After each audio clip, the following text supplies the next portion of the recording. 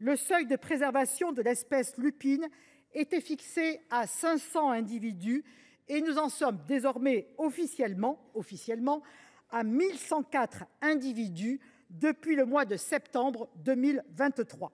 Sans qu'il y ait besoin de remettre en question les comptages officiels, dont on peut toutefois constater qu'ils sont toujours sous-estimés, ils ont subitement augmenté de 198 unités entre le mois de juillet et le mois de septembre 2023. L'objectif est donc atteint et même plus que doublement atteint.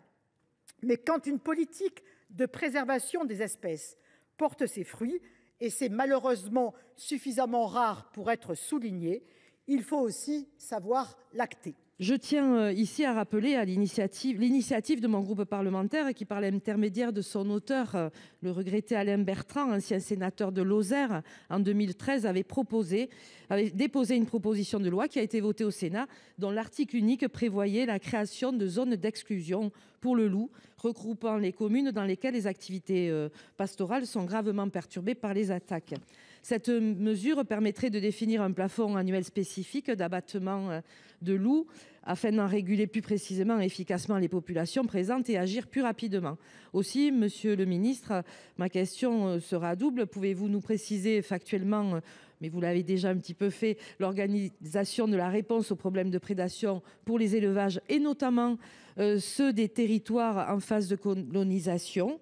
Et la deuxième question, c'est la mise en place de zones d'exclusion indépendamment du prélèvement défini au niveau national, telles que prévues dans la proposition de loi sénatoriale de 2013, sont-elles envisageables, voire envisagées? Les élus de montagne que je représente aujourd'hui n'ont jamais cessé d'alerter les pouvoirs publics sur l'impossible cohabitation de ce prédateur avec un mode d'élevage pastoral traditionnel qui fait la fierté de nos montagnes.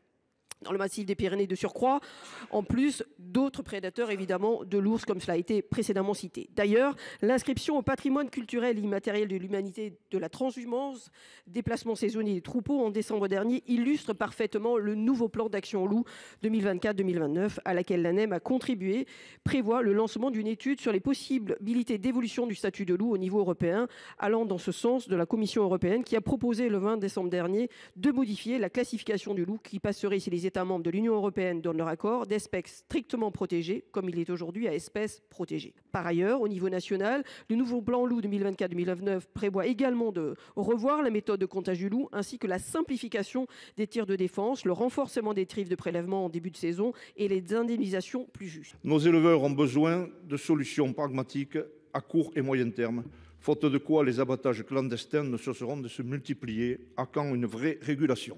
Parfois, la méthode de comptage demeure encore discutable.